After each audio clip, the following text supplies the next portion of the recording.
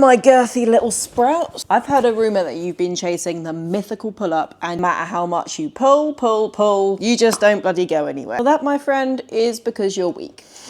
No, it's because pull-ups are an incredibly challenging movement, which I know makes it quite frustrating whilst working to do your first pull-up, but the payoff of when you do it, possibly one of the most erotic feelings in the world. This video, I want to take you through exactly how to master your first pull-up. We're going to cover mastering the technique, going through my favorite regression exercises, and then a few other top tips which I think people completely fucking gloss over, so you can have the complete package of how to do this stuff.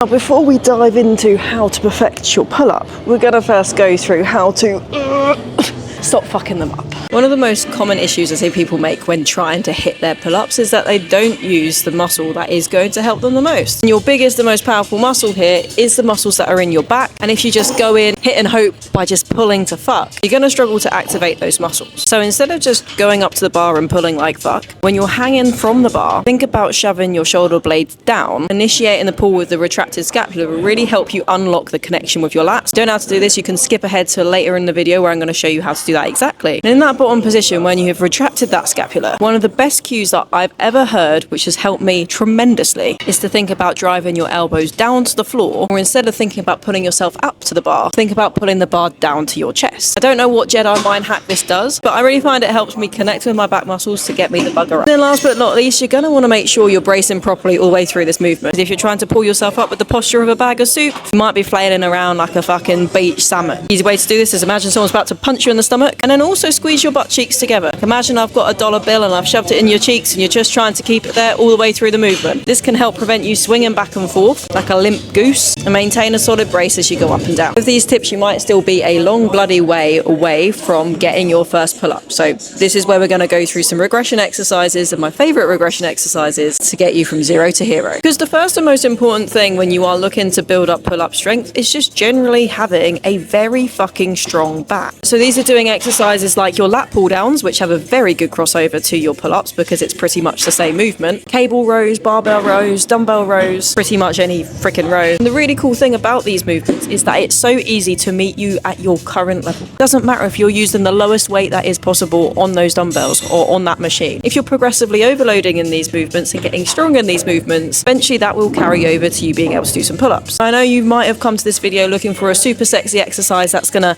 unlock your ability to do pull-ups, but the reality is it is a long journey. Quite often it can take 1 to 2 years of just generally getting a hell of a lot stronger, and then one day you'll go up to the bar and be like, holy fucking shit, I just did a pull-up. But for sure, there are ways that you can gain confidence with your pull-up technique. And these are 4 exercises you can have a whirl of in order to translate your strong back into a back that can whack out some pull-ups. The first exercise is just being able to hang the fuck out. So grabbing onto the bar, just hanging there. This can be a great way to develop some grip strength, as well as get you used to bracing your core and squeezing those butt cheeks together in that hanging position. But once you can do about 30 to 60 seconds of this movement and progress to the next movement. I've already mentioned the importance of being able to retract your scapula so that you can unlock your back muscles to get you pulling up. And this exercise just really trains that coordination of that process. So going up to the bar, let yourself hang, and then think about bringing your shoulder blades into your back pocket so you shrug yourself up. The way that I cue this movement is to think about doing a reverse shrug. So a shrug would be bringing your shoulders up to your ears, and the reverse of that will be pushing them down. Then the next and probably my favorite movement to help develop a strong pull-up is a negative pull-up. To nail your negative pull-up, you want to make sure that you're close enough to the bar that you can jump up to it. So if your bar is quite high up, you can stand on a box, and then you're just going to jump up to the bar, have a squeeze there before slowly coming back down.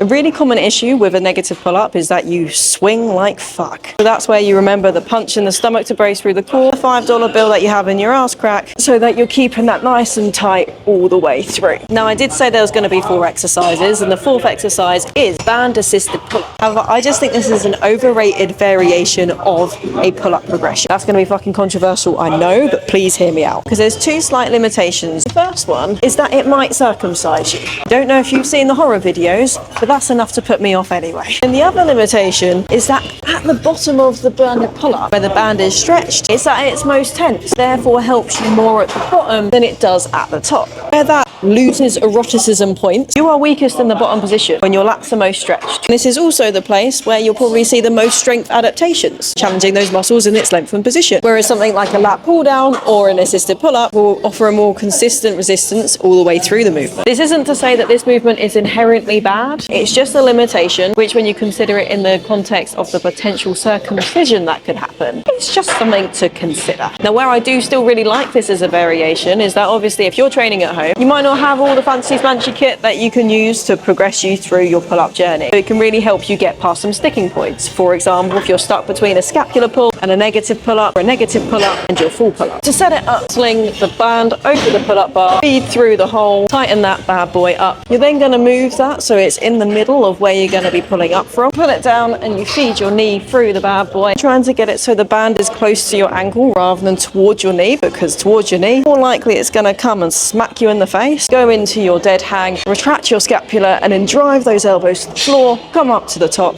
and slowly come back down. Easy peasy, lemon fucking squeezy. Now, as fantabulous as it is to build a thick, strong, girthy back, there's a very unspoken thing that does really fucking help you being able to get to your first pull-ups, as well as getting the pull-ups after the first pull-up. And that is the harsh reality of the less you weigh, the easier pull-ups will be. I'm just taking some footage here of when I was a lot lighter of a bean. I weighed about 10 kilos less than I do now, and I was able to whack out 10 to 15 pull-ups with additional weight attached to a weight belt. And so as much as I can still do pull-ups, I can tell you from experience, they're a lot fucking harder. To be honest, I think this is why a pull-up becomes such a wicked thing to aim towards. Especially if you are someone that has got a fat loss goal alongside getting stronger and building muscle in the gym. There's so much focus on general diets is how much weight have you lost? Like, I don't think you need me to tell you that as a society, we probably focus on the scale a little bit too much, which is why I'm always encouraging with my clients to look at additional ways to monitor their progress. Things like progress pictures, measurements, how their clothes are fitting, what your lifts in the gym are doing. Are you getting stronger over time? Are you running faster? Are you running further? Like, all these things are freaking awesome things to celebrate, which can help build confidence in yourself and your body. And honestly, that's why I think back to the first time I ever did a pull-up, and it's probably one of the happiest I've ever fucking felt. I know it sounds ridiculous, but it was a mark of the progress that not only had I been dedicated to the gym to get stronger and stronger and stronger